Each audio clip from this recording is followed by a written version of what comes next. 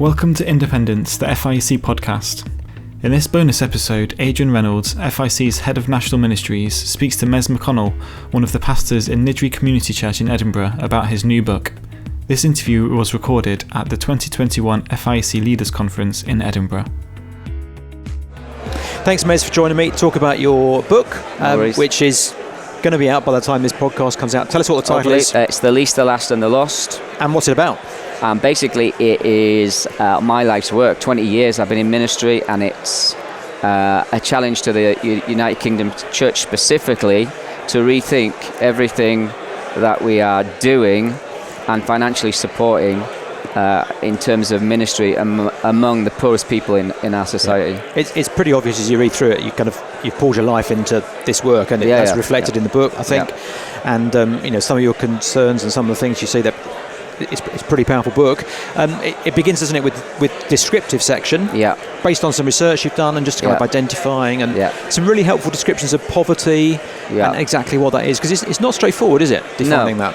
No, and we used a lot of sources. So part of the thing of the book, which I haven't mentioned, which you should mention, is there is when everybody gets a copy of the book, there's a QR code at the back which gains them access to all of our research. We spent a lot of years. We spent 4 years researching, or I paid a researcher with the FIEC for 4 years to research where are the poorest communities across the United Kingdom.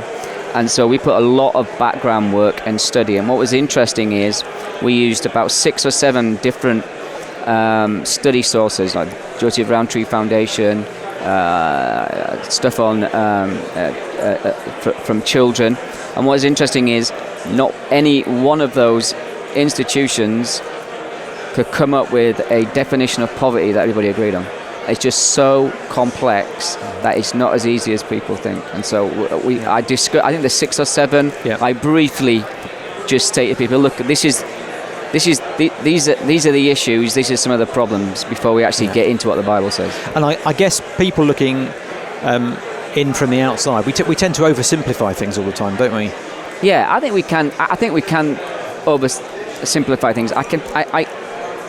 I don't even think it's things. Sometimes I think we oversimplify like a cultural class of people. I mean, this isn't just like one way. This is working class, middle class, non-working class. I think we all are guilty of simplifying and not fully appreciating each other's culture. So there's layers within layers. Loads of layers. Yeah. And what struck me as well is that some of the issues and problems are very complex as well. There aren't simple solutions to complex problems, are there? No, exactly. That's right. Yeah. Then in the middle section of the book, you get into some of the kind of the theological backbone, thinking about what does the Bible say about poverty, what's God's concern for the poor, and just the role of the local church in that. I guess lots of Christians will kind of salve their consciences by saying, well, I give to this or I give to that. It's quite an interesting statistic you quote from the EA about 75% of people have given to a poverty charity or whatever in the last year. Why are Christians so in love with the parachurch?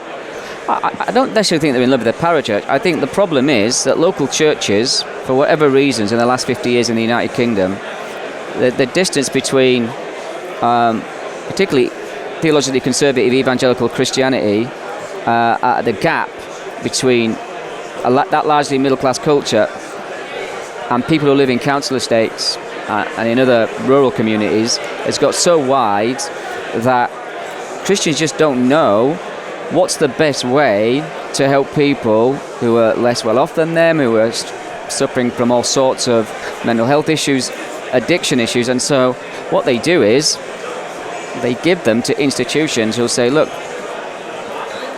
we're doing the work, and then they just sort of farm out their responsibility to these institutions. I don't think the issue is that, and I say it in the book, the issue isn't that Christians aren't generous. The issue isn't that I don't think there's any Christians in the UK who are seriously saying we don't care about the poor, we don't care about what's. I think and they're giving millions a year. I think the issue is that they're not well taught on how to give to people in need, but how to give in a way that's not going to harm them in the long term. So that's one of the things you say quite strongly in the book, which I found really helpful, is that actually some of these things that people are doing in good conscience actually end up being harmful. Now that would be a surprise to some people. So just walk us through it a little bit. I mean, how can supporting a food bank, for example, be harmful? Isn't that a good mercy ministry? Yeah. So I mean that's a good example. So everybody thinks I hate food banks, but actually I support food banks. There are three categories I talk about in the book that the worldwide AIDS agencies use. They call it relief, and I'm going to forget the other two. Relief. People will have to buy the book. Yeah, development or something. I can't remember. Anyway, the point is this: is that a food bank giving out a food parcel to someone in immediate need is a godly thing to do, right? There's absolutely no problem with that. The problem I've got with many food banks that operate either outside of churches and sometimes in churches is they're giving handouts to people constantly, week in, week out, month in, month out, year in, year out, and actually people aren't being helped, they're not being moved along, and a lot of the time, particularly from my own experience, guys who are, let's just say, at it, drug addicts, criminals, etc., are going along to these places, taking advantage of the naivety of those who run it, and actually a lot of these ministries are actually funding and actually keeping more people on the streets than they're getting off the streets. And churches missing the opportunity to actually preach the gospel. I mean, a lot of them preach the gospel, and part of the problem isn't that they don't preach the gospel. A lot of them preach the gospel, they share the love of Jesus. My problem is what happens when they're converted. So a guy goes to your bank, your food bank, let's say he's got some complex psychological problems, which is more than likely some sort of addiction. He gets, let's say he said, right, I hear about Jesus, I'm going to follow Jesus. Suddenly he's now transported into a middle class congregation who largely have absolutely no idea what to do with him, and also, which is your story, right? Yeah. And also their view of discipleship is so inadequate that these guys just end up slipping through the gaps in the church. So moving into the last section, but really you get into application. What can I do? Yeah. And you say that's one of the questions you're asked a lot. Is I'm convicted by this. What can I do? Yeah. So let's say I'm leading a church, which is quite not self-satisfied in a simple way, but they're doing the things they give them to tier fund. They think they're supporting this and supporting that. How can I help that church just shift its trajectory from perhaps to some of the things they've been doing to some of the stuff that you're talking in the books? Yeah. So to be clear, I'm not saying don't support. Tier fund or people like that. All right. What I am saying is, as a pastor, you've got to ask yourself these questions. Is our community reaching into the harder parts of our town, our village? Because poverty is not just in inner cities, okay? Are we reaching the rough areas? Because we've all got rough areas in our community. We know them by name, whatever town or city we're in.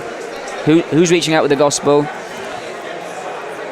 If no one is, what are we going to do about it? Because there's people there who need to hear about the gospel of Jesus Christ. Secondly, in many middle-class churches, there are always a handful of people who are either involved in some sort of food bank ministry or have got a heart for the poor or some sort of... Rather than just thinking of them as sort of fringe, here we go, it's so-and-so. They've got, they're talking about that again. Yeah. How can you encourage them in what they're doing and give them a platform in the local church to be able to better inform the church of what's going on? And then thirdly, as a church, we need to be moving large amounts of our funding away from these temporary relief ministries and into, I think, local churches in these communities that are struggling. You've got in the book some stories of churches who have done that and some helpful suggestions. It's really good. Yeah. What about if I'm a pastor in a kind of mixed area? Yeah. Because some of these deprived communities you're describing are not clearly delineated, are they? Exactly. Yeah. I spent 8 years in East London, and it's half of it is gentrified, half of it is some of the poorest part of London. So what about I'm a pastor in one of these places which basically has become a middle class enclave. Yeah.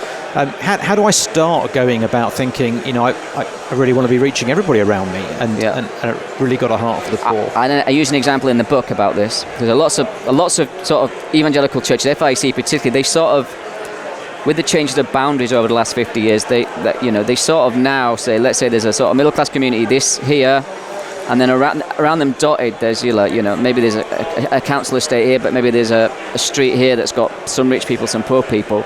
And so it has to start with the leadership. If leadership are saying, well, we're here, we're a bit more of a middle class enclave, we're sort of reaching this side of the city, but not this side of the city. And leaders will often say to me, how do I encourage people to give it all up for Jesus and maybe start a ministry there? And I always say to leader, you sell your house here and you move there and set the example. Most leaders just laugh at that and instantly dismiss it. And I'm like, the problem is we can blame parachurch institutions, we can blame all these things, but they're not really to blame. Who's really to blame is local church pastors who are not basically they're not willing to count the cost, are they? They're not willing to count the cost, but they're not taking the fact that over half of our country who aren't middle class, they're not university educated, they're never going to go into a church building on their own, and they're not taking seriously just how dire the situation is. And so they're always looking for someone else, or I'll give money, or I'll do this. And my thing is, before you give money, we should be giving ourselves. So we need if we want to change our people's mindsets, we want to change how our people give and what they give to, we've got to change ourselves, right? Yeah. So it starts with them, isn't it? It's got to start with the pastor. It doesn't start with the elders. And one of the interesting things, I think, is the stories that people tell in the book from people like Andy Constable and Andy Pride, who have moved into areas. Exactly, yeah. And it's not an overnight fix, is it? No. It takes a while to build up trust and stuff. Yeah. But actually, it's being there physically present that's actually has won people's trust in the end. And and I think what's good about these boys is lots of middle class Christians believe the following lie: only people like me can reach people like me. And it's just not true. It's not even biblical. Paul was a Jew of Jews. Go to the Gentiles. And so the question is that I think people are always looking for excuses of why they can't do it, why they can't move into these communities. But that's all they are. They're excuses. At the end of the day, do we believe that people outside of Jesus Christ are going to hell? And if we do, there's a massive swathes of the United Kingdom where millions of people have not had a gospel preaching church in their communities for decades, and they're going to hell. And so what are we going to do about it? Great. Well, thanks, Mez, for writing it. It's the least, the last, the lost. You'll be able to pick up a copy at each of our regional conferences next year. We're taking it with us. Cool. But don't wait. Get a copy. In fact, get a copy for each of your elders. Why don't you read it together? That'd be a good thing to do, wouldn't it? Cool. Thanks very much for writing it. Well Cheers, done, Mez. Well done for recording.